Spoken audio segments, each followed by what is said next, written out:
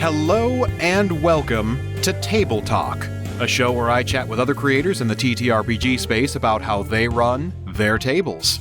I'm Danger Dan Jers, the GM and host of D&Dark, and joining us at the table today is a player, GM, and TTRPG designer who has been featured on Game Master Monday and Dice Fiends, Izzy. Hello. Hello! Thank you so much for having me. Thank you so much for being here. To get us started, can you tell us a little bit about yourself, your history in the TTRPG space, and about the different projects you're involved in? Sure. So I am Izzy. My pronouns are she, her, also sometimes known online as LadyLike, but mostly I just go by Izzy. I've been a player / GM of TTRPGs in general 6 years now. I've been in the actual play space for less than that. I want to say probably 4 years. I have been a player and a GM, mostly on Dice Fiends, where I play a recurring character, Cora Curie, on the Kinder Center Heroes. I was a GM for Game Master Monday miniseries Burnt Creek, which at the time of recording is Crit Award nominated. I'm Crit Award nominated for, very exciting. I am a TTRPG designer. I've been designing and making small one-page games for a few years now. Yeah.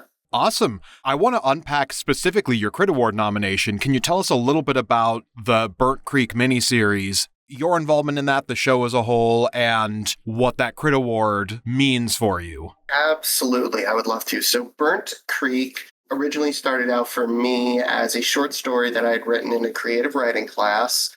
And then from there, evolved into a game of Call of Cthulhu that I knew I wanted to run in some way, shape, or form as an actual play. And I got a great opportunity to do so with Game Master Monday, where they basically put out a casting call looking for guest GMs for a mini series, which was like the first time that they were doing that. And so they actually did really take a gamble on having me on because I had not interacted with them before, but they were very nice and brought me on. It's Call of Cthulhu Southern Gothic horror mini-series full of body horror and violence and religion, and it is one of my favorite things I have ever made. I'm so proud of it. I was nominated for Best GM in a Chaosium game, Chaosium who makes Call of Cthulhu, and it means so much to me to be recognized by my peers for my efforts and for what I put into this game, and to know that it meant enough to other people in the space that they thought I should be recognized with the nomination. That is absolutely awesome. The little bit of experience I have with the Call of Cthulhu system has been a ton of fun, and it really sounds like a good project that you've been able to sink your teeth into. Is it more of a mini-series, or has it expanded to more of a full campaign by this point? So it's just the miniseries. It was 3 or 4 episode miniseries that took place in a small town of Burnt Creek, and I like that it's going to stay as a miniseries. I feel like it is sort of done what I wanted it to do, which is be absolutely terrifying and leave people with a lot of questions. So I'm very happy with it. Yeah, Call of Cthulhu really lends itself very, very well to small, self-contained stories. I haven't really delved a ton into longer campaigns with the Call of Cthulhu system, but just in the way that I've interacted with it for one-shots and mini-campaigns, it seems like it's a hard system to sustain for wider-reaching stories. So I absolutely understand what you mean about enjoying keeping it in a smaller package. Yeah, I think it's a bit harder than other games to have in a longer form, just because, like, in my opinion, one of the main hooks of Call of Cthulhu is that it is very lethal. It is really easy for characters to die randomly without meaning to. And that's really hard to sustain that kind of lethality over a long campaign, because you're either killing off characters left and right and people have to make new characters and new reasons for them to come into this hodgepodge group, or they're surviving through everything that they are facing, in which case it's not, delivering on the promise of lethality. So I like it very much for smaller campaigns, for shorter series, but I can imagine it gets quite difficult for long campaigns. Yeah, it's a very good system for what it does best. So, is that more of your foundation, or did you come from more of the traditional pipeline of 5e into branching out to other systems? I very much came from 5e into branching out into other systems. It started out with my roommate and best friend in college who had experience with Dungeons and Dragons and was like, you know what, I feel like just having a bunch of our friends over in our dorm room doing a little campaign. What do you think? And I was like, yeah, I'd love to be a part of it. And from there, my friend group has tried a ton of different games. We have gone through Blades in the Dark. We've gone through a bunch of Powered by the Apocalypse games, including Masks. What else have we gone through? Now suddenly every game I've ever played is just falling right out of my head. We've done Kingdom, we've done Fellowship, we've done our own homebrew games. We've tried a lot of different games. And so I've had a lot of experience with a bunch of different games and game designs and game philosophies. So I've branched out quite a bit.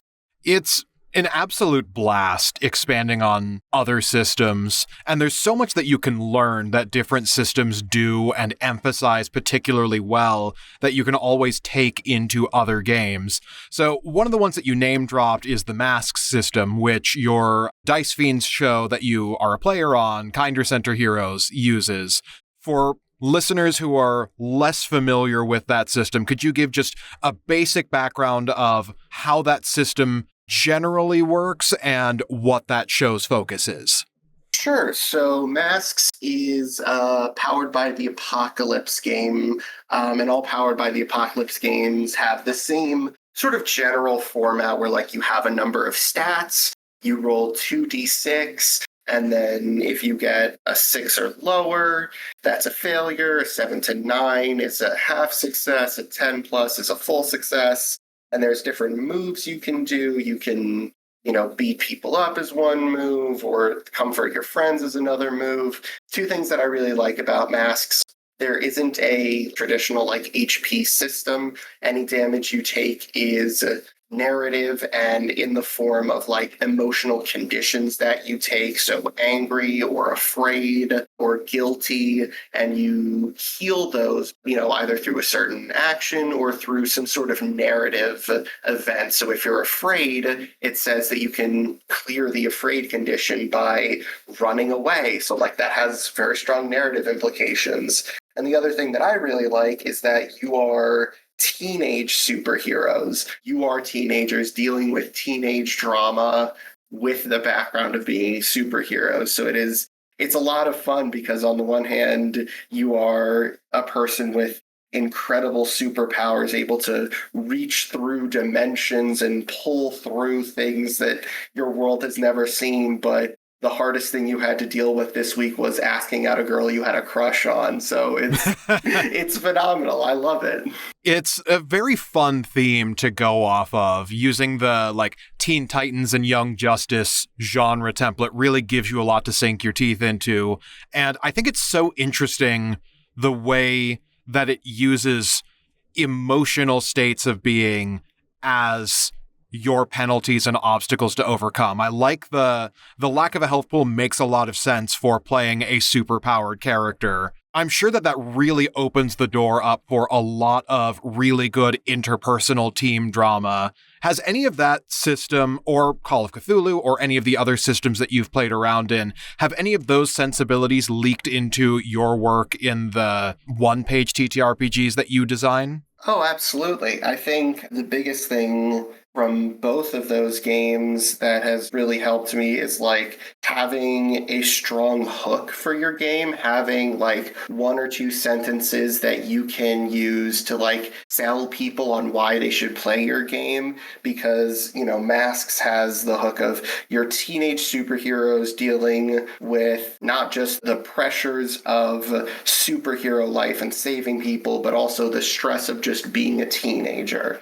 Call of Cthulhu has the hook of like, you are a regular person dealing with cosmic horrors beyond your comprehension. You are going to die. Like, these are very short descriptions that you hear them and you're like, okay, that's interesting. Let me see what else there is to this. You know, what dice does it use? You know, you get interested in it. So I've definitely learned from both of those that like you need a strong hook, especially in one pagers where you're trying to hook people to play probably just a single session of your game. You're trying to get people to be like willing to commit one night, 2 to 3 hours to play your game as opposed to a whole campaign. So like making it snappy, making it hook people is very important. Yeah, I can absolutely see how having a really strong anchor to immediately ground the players in what the general premise of that game is. I can see how valuable that would be for something smaller and self-contained.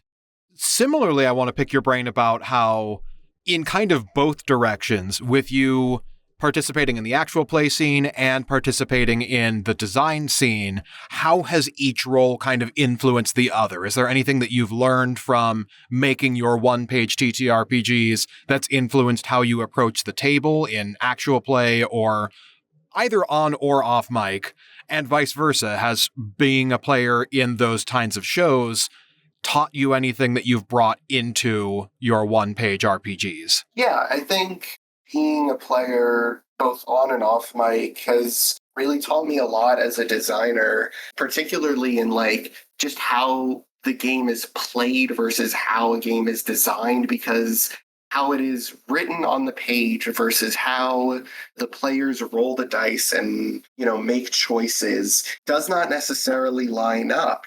When you're designing a game, you don't have control over how people are going to play it.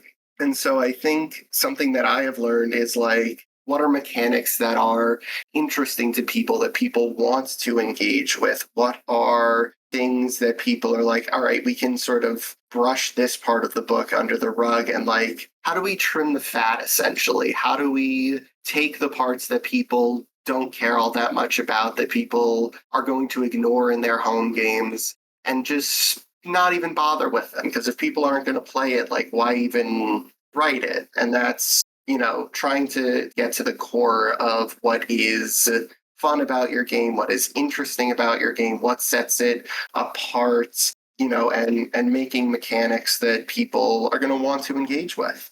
Absolutely. There are quite a lot of, especially in older legacy systems like D&D 5e or Call of Cthulhu, that have multiple editions and have been around for decades. There's a lot of legacy mechanics that served a purpose in the day and that have still stuck around and are kind of vestigial. It's interesting to be able to point out and see what stuff applies in what situations. Are there any mechanics, either as a good or bad example, of mechanics that immediately jump to mind to you that are leftovers and relics of different versions of the game? And in the other direction, are there any mechanics that you absolutely love and adore about specific systems, like you brought up with Masks, having the emotional conditions take the place of HP and damage? So I'll tell you, I've been playing Dungeons and Dragons 5th edition consistently for 6 years at this point.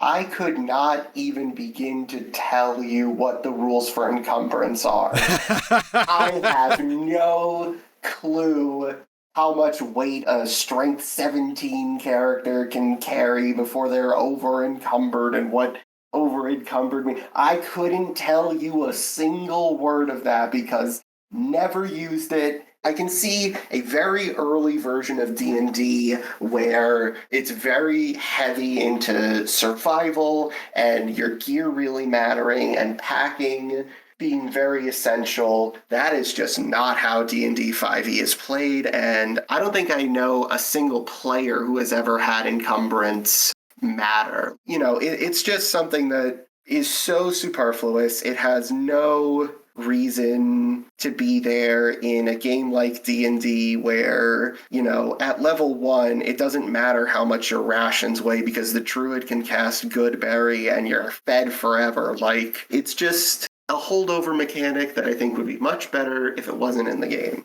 Now, on the flip side of that, a mechanic that I absolutely love, there's two that really stick out to me, so much so that they have become memes in my friend group because of how much we interacted with them and how much we loved them. The first is Blades in the Dark's position versus effect.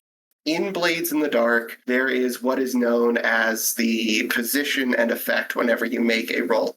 Position is how much risk there is in what you're doing, and effect is how effective whatever you're going to be doing is. So something that has high position, low effect is something that won't be very effective if you accomplish it, and if you fail, the consequences are going to be massive. I love this mechanic, the idea that you can trade risk for reward. And there's a mechanic for going down a level in position to also go down a level in effect. What you're doing is safer, but it'll be less effective. And vice versa is making your position worse, but also increasing the effect you can have, which has led to my friend group coining the phrase trade position for effect, where we go so hard, we do not care about consequences. Don't exist to us. We always assume we're going to roll a full success,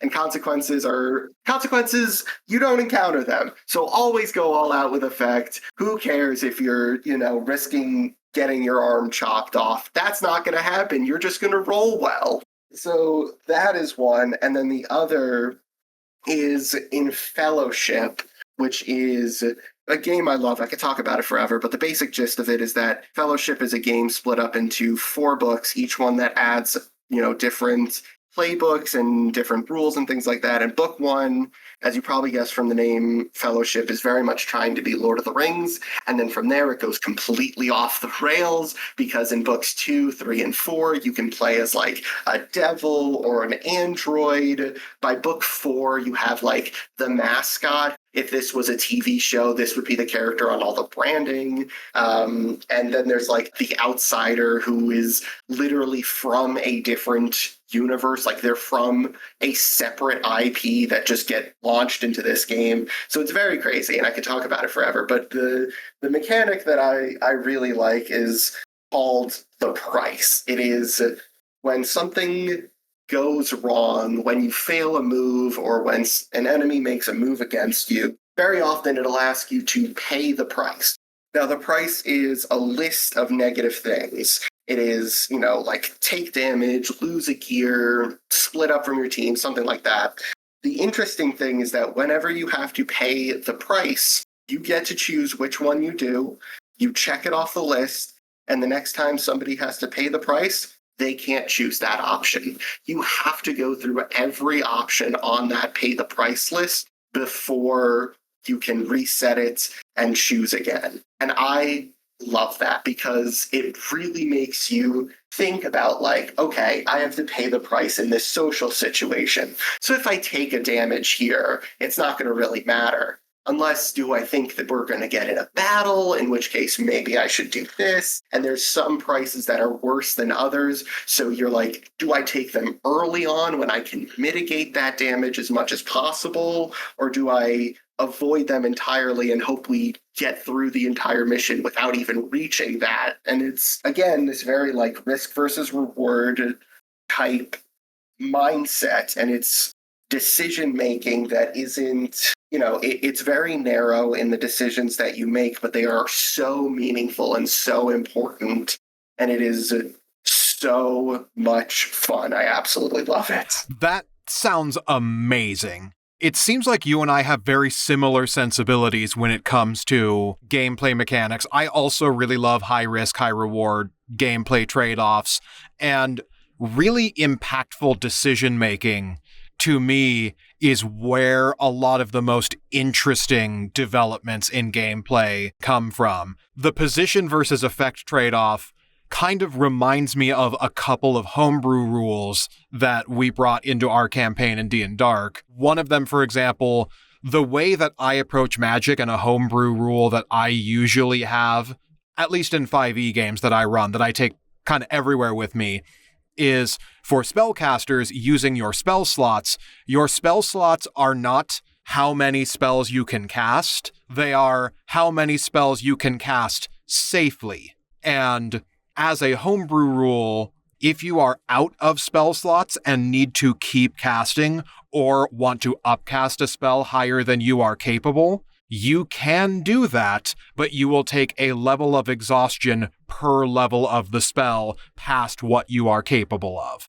And it's led to some really interesting gameplay moments and trade-offs that have led to some really dramatic and clutch plays that put my players in some very precarious situations, as especially late in the campaign, they got really deep into exhaustion debt. And so it was a constant vicious cycle as that perpetuated, and they could never really quite scratch and claw their way out of it, but made for some fantastically interesting gameplay. Similarly with, what was the fellowship system called? The price. The price. That's it. The price. I think that's such a cool way to incentivize group strategy. And am I understanding correctly that everyone pulls from the same pool of price consequences? Yep, everybody. So if I have to pay the price and I check off option 1, and then something happens where you have to pay the price, you can't choose option 1 because I've already crossed it off. So it is very much a group thing of like, well, I have the highest HP out of all of us, so I can take the damage, whereas somebody else is like more socially adept, so they can take a penalty to their next social roll or something like that. Yeah, the group strategy of trying to figure out who falls on the sword is so interesting to me. I absolutely love that. It's one of my favorite mechanics, also because, again, not all of the prices are equal. Some of them are worse than others. And so when the list starts to dwindle down to those really, really bad ones that nobody wants to pay, it's like this oncoming doom where you feel more and more pushed to try harder and harder, and it really gets you into that mindset of like the walls are closing in and things are about to break. Yeah, that is so fun. And with you kind of having that high risk, high reward sensibility, I know with one-page TTRPGs, you're a lot more limited in what you can do mechanically, but are there any of the games that you've designed that lend themselves more highly to that high risk, high reward trade-off? Any ones that you want to put forward as having mechanics that particularly have a fond place in your heart or strike on a particularly resonant theme or genre? Are there any of your projects that stand out to you in those ways? As far as mechanics that I've really enjoyed, my first, I would say, game that like got a fair amount of success is called Tarot Tales, and it's very much based on a deck of tarot cards and how those can tell the story and things like that. So I do like that. And then there's one that I made, Triple Towers, which is you start the game by rolling all the dice you will use, and then you assemble them into 3 towers. And as you're going through it and the GM asks you to make a roll or to use one of your dice, you choose the topmost dice of whichever of your towers to expend and to use on that roll. So it is like very decision making in how you set up the towers, in which tower you pull from, in the idea of like, okay, I have a bunch of low dice here, but I know I've got some higher dice towards the bottom of this, so if I can race through that tower, then I can save that really good dice for the end. And I really liked it. It's a mechanic that I would actually like to explore more in depth. That's a super fun gameplay mechanic, and I'm sure that there's a lot of practice that you've gotten from starting small, and it's a very wise choice to focus early on getting a bunch of ideas out there in smaller bite-sized chunks before expanding into bigger and bigger territory. What kind of lessons have you learned from doing your one-page RPGs? And are there any bits and pieces of advice that you would give to somebody trying to do the same thing? Or if, for example, you could tell your past self when you were first starting off to watch out and be aware of anything, what advice would you give to past you? So my advice to past me would definitely be simpler is better. When you are making these one-page games, you want it to be as quick and easy to understand as possible for people. They're going to be playing this in very short bursts, one-session games, and you want the rules to be as short and digestible as possible. And any advice that I would have for other people looking to make games is to play more games, play a bunch of different games, get a group of friends together and just play whatever one-page game that you find. Go to itch.io, look up TTRPGs, click on page 2 and keep going. Find any and every game you can find and play it. And if you like it, awesome. You know what you like about it. You know what worked in it, and you can, have an idea of what you think would work for your games. And if you don't have fun with it, that's also great because you know what not to do. You know what mechanics aren't fun. You know what you don't enjoy. So you can take that and make a game that you have fun with so other people will have fun with too. Great advice. It's not a one-to-one comparison, but before I got started in the actual play space and before I really started getting into TTRPGs, I managed to get myself into the homebrew community for specifically the board and card game Disney Villainous. There's a surprisingly active homebrew scene for that game, which I brought it before in other interviews, but for any listeners who are unfamiliar, you essentially play as a Disney villain and you are competing against other players that are playing as other villains, and you are trying to accomplish your in-movie goal before the others as you are working to try to get to your goal and sabotaging others to slow them down from reaching theirs. The way that the game is set up lends itself really well to homebrew because the gameplay is so insular and it's so thematically heavy and resonant that you can really make any given villain to plug into that same system, and it doesn't take all that much to make it work. A common hurdle that I fell into and a lot of other creators fell into in that homebrew scene, I kind of have a joke that everyone follows the same trajectory when starting doing homebrew for that game. Everyone's first villain is Oogie Boogie. There were like 5 or 6 people who made Oogie Boogie before the game eventually released an official one. But even beyond being literal there, you would start off doing basically a kind of cookie cutter concept that is largely a reskin of existing mechanics and gameplay. You would start simple and start predictable. Then everyone's second villain is way too complicated. And then people start to dial it back in and settle down and find the balance. I definitely fell into that rut. Literally, my first one was Oogie Boogie. And then it took me a little bit of trial and error to find the right balance. I kind of skewed in both directions of hugely complex builds and very simple ones before I found the balance that I enjoyed writing. The simpler homebrew customs tended to be the more effective ones, tended to be the ones people resonated with more, and usually were cleaner in their design. There was a lot of elegance in doing something simple but effective.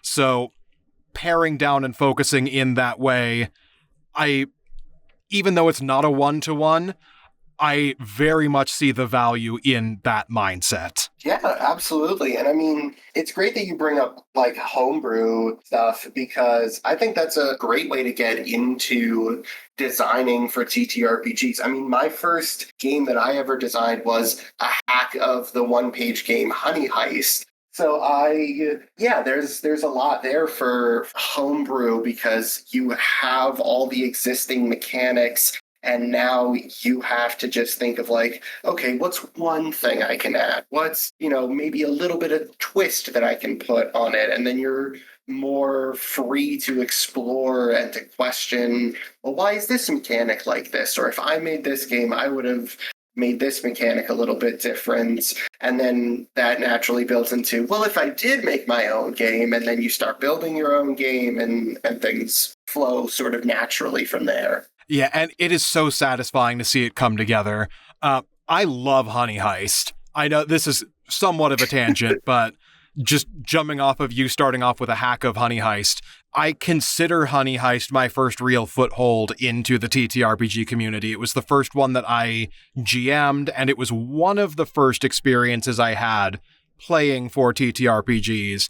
And it's just such a great, simple way in. We are actually, one of my players is currently working on doing a hack of Honey Heist to potentially do for bonus content for our show. That's awesome. Yeah, Honey Heist is like the quintessential one-page RPG. If you are somebody who wants to get into designing one-page TTRPGs, play Honey Heist, read Honey Heist, look into it because it is like the perfect encapsulation of how do you make a hook that is simple and intriguing to players, and how do you make mechanics that are easy to digest. Honey Heist, in my opinion, is like the quintessential one-page TTRPG for learning how to make one-page TTRPGs. It's such a good starting point. And while we're on the topic of recommendations, pulling from your own pool of games, are there any that you would recommend for anyone wanting to look into your work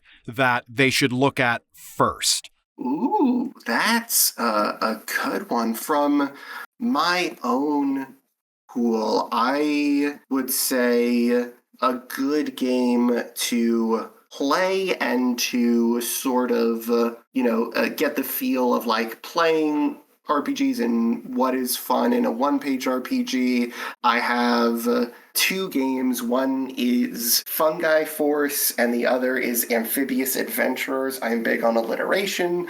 Fungi Force, you play as cute little anthropomorphic mushrooms, and you go on cute little mushroom adventures. Whereas in Amphibious Adventures, you are different kinds of frogs in a frog kingdom going on frog quests. Those, I think, are very fun because they do follow the Honey Heist rule of playing as something that isn't human while doing things that non-human shouldn't be doing. Like, that's such a easy formula to hook people in. Honey Heist is bears doing a heist. Amphibious Adventures is frogs going on a quest. It is very easy to hook into, very easy to understand. As far as games that I have made that are good on-ramps to learning how to make one-page games, probably What Is a Man? It is a game that I had made for a RPG jam. It's the 24-word RPG jam in which you make an entire game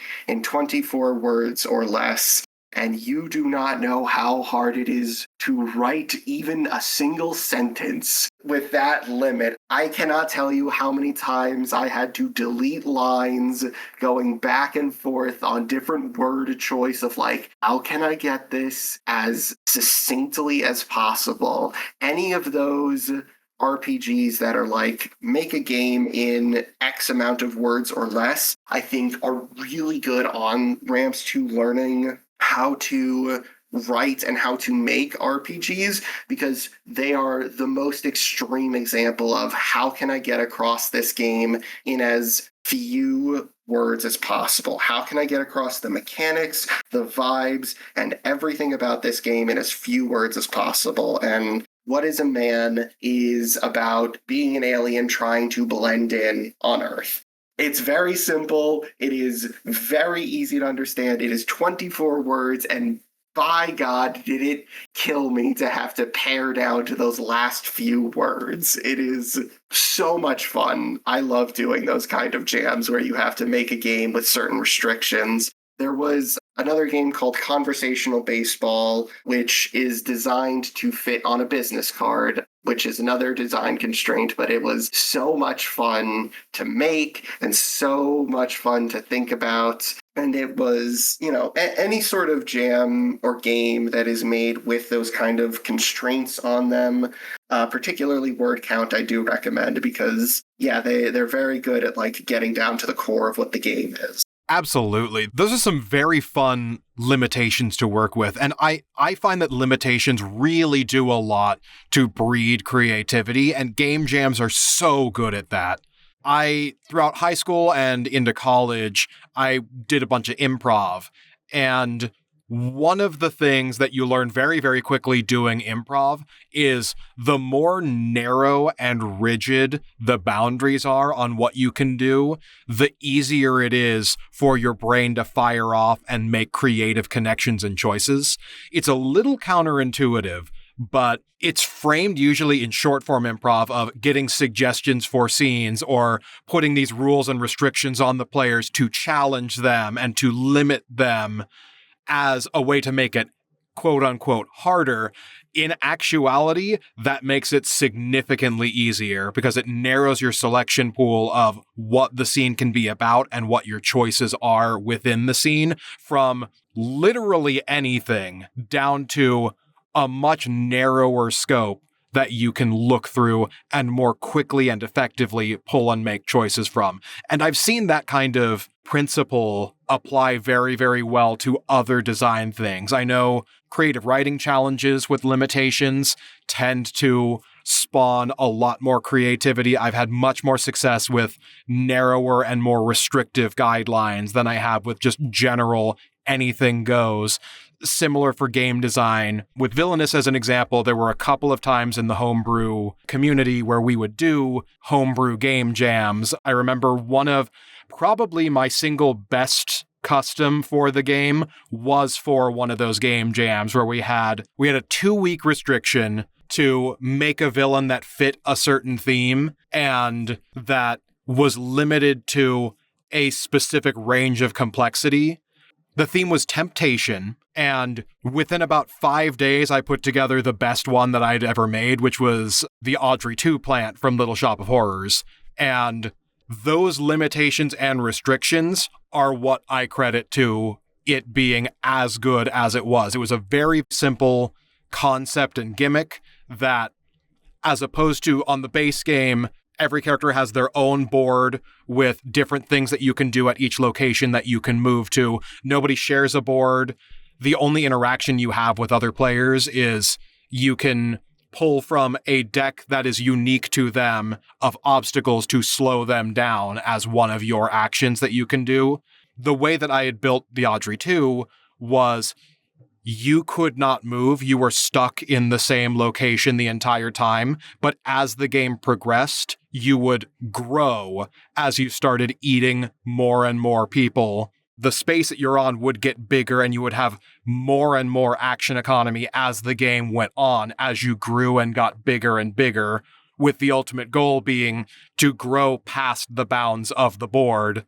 It was tons of fun, and I absolutely consider it my strongest one, and it is purely because of those restrictions. So game jams are fantastic for that kind of thing. That is really cool. Yeah, I mean, restrictions absolutely breed creativity. The more open I feel like something is, the more lost in the options you get, where you sort of oh, I can do anything. So do I do this? Do I do that? You sort of have that decision paralysis. But when you gets so much narrower, it makes you like be more creative. It gets you more in depth with it. And that's true for a lot of different things. I'll say, I am a huge fan of trading card games. I play Pokemon, I play Yu-Gi-Oh!, I used to play Hearthstone, and my favorite type of decks are ones that put restrictions on your deck building. So when I used to play Hearthstone, my favorite kind of deck was a Highlander deck where you could only have one copy of each card, and it made me really think about like, okay, I can't have two of this really powerful card, but I have this other card that's sort of like that can fill the same role if I draw it. And like, it's all sorts of things like that where the more you are limited, the more creative you feel, the more laser focused you are. It is paradoxical, but very true. Absolutely. The more things that you can't do in a given creative situation, the more valuable the things you can do become. Oh, absolutely. Going off of that, a game that my friends and I played that we didn't end up enjoying so much was we played Fate, which anybody who has played Fate knows that is a super open-ended game that, like, you have your own skill words, you make your own abilities, you custom build absolutely everything. And that sounds really fun at first. And then you start doing it. For me and my friend group, it was too open-ended. I know that I personally prefer a much narrower, more focused, more tightly scoped kind of game. Yeah, there's definitely trade-offs in both directions, but I have similar sensibilities and would tend to agree with you there. So, we have basically come to the end of the questions that I had prepared for you. Before we wrap up, are there any other miscellaneous things that you want to add, topics we didn't cover, things that you want to make sure that we get to and don't leave behind before we close out? I guess really the main thing that I want to hit on is sort of a call to action that I have for game designers, for TMs, for anybody who is like in control of a creative media, and that is be weird, be different, be something else, because I feel like a lot of stuff that I see gets very sanitized and very commercialized and very like toned a particular way to be as mass appealing as possible. And I understand the value in that, and I understand why people do it. But I find that the projects that get weird, the projects that get very out there, that get very like, you wouldn't see it on the front page of Google results, things like that, I find are the most interesting and the most fulfilling to engage with. So I would encourage anybody who makes any sort of creative media, get weird with it, get different, be unique, and don't worry as much about the mass appeal of it. Just make it as interesting as possible and don't limit yourself. Absolutely. I always appreciate a big swing that didn't quite pan out a lot more than a project that played it safe and did okay. 1,000%. I mean, for better or worse, the big swings are what you remember, right? It's like, I'll tell you from personal experience, I cannot tell you a single moment from any Call of Duty game I have ever played, and I've played a bunch of them. I can't tell you a single story beat other than the most infamous one, which is No Russian, because that is such a huge swing. It is so tonally different from everything else, and it is such a huge swing that it sticks out. And I can absolutely tell you a lot of things about the first-person shooter game Bulletstorm, because it is full of big swings. And a lot of them it misses on, I'm going to be quite honest. But oh my god, do I remember them? Yeah, in my personal opinion, it is worse to be bland and mediocre than it is to be bad. 100%. 100%. I would much rather something try so hard to be unique and fail than to just be mindlessly boring. 100% agree. So that's going to just about do it for us for this conversation today. Before we go, though, can you remind us one more time where we can find your work in either the shows that you're on or the products that you put out? Absolutely. So if you would like to check me out as either a GM or a player, you can check out the Game Master Monday miniseries Burnt Creek, where I am a GM, or you can check out Dice Fiends wherever you get your podcasts from. I have been a GM on a series there where we play, I believe it's called Wicked West, where you play as monsters in the West. I was a GM there. I play a long-running character, Cora Curie, on the Mask series, Kinder Center Heroes. Absolutely go check those out. It is so much fun. It has teen angst, it has time travel, it has gay shit. It is awesome. As far as where to buy my games, ladylike.itch.io. That is ladylike.itch.io is where you can buy my games. And if you want to keep up to date with my various opinions and what other projects I'm working on, I'm on Twitter at NEXODUS99. Please don't ask what that means. I made it in middle school. You can also find me on Blue Sky, also at ladylike.itch.io. All right, excellent. And all of those links will be in the description. So as we wrap up, I just want to thank you one more time for jumping on and chatting with me. This has been an absolute delight. Thank you so much for having me. This has been awesome. All right, and thank you all of you for listening. One more time, I'm Danger Dan Jers, the host and GM of D&Dark. I've been chatting with Izzy, and this has been Table Talk. And I hope you enjoy what we brought to the table.